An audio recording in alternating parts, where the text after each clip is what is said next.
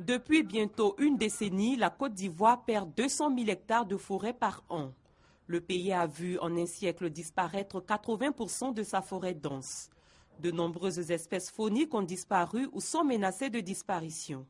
À cela s'ajoute la pollution et l'assèchement de plusieurs cours d'eau.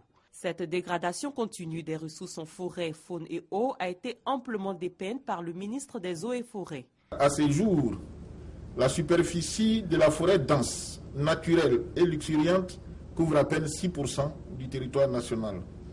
Quand le taux de couverture minimum conseillé par la communauté internationale est fixé entre 20 et 30%, au niveau de la faune, de nombreuses espèces ont totalement disparu ou sont menacées d'extinction avec des taux de disparition compris entre 90 et 98%.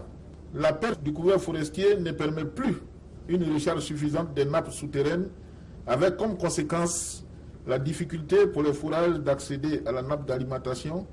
Les États généraux de la forêt, de la faune et de l'eau doivent définir une nouvelle politique de gestion durable de ces ressources. Le Premier ministre Daniel Cablon-Duncan a salué ce processus avant de donner le coup d'envoi des activités.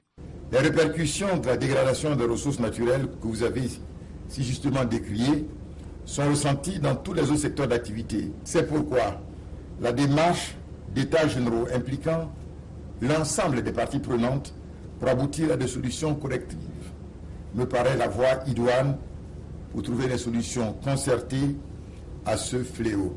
Je déclare ouverts les États généraux de la forêt, de la faune et des ressources en eau. Ces travaux vont se dérouler en 3 phases. La première va être consacrée à compter de juin 2015 à un forum sur l'état des lieux de la forêt, de la faune et des ressources en eau. La deuxième à l'élaboration du plan de développement stratégique 2016-2040 et la troisième phase à une table ronde des partenaires techniques et financiers. Tous ces efforts devraient concourir à la renaissance d'une Côte d'Ivoire verte et luxuriante.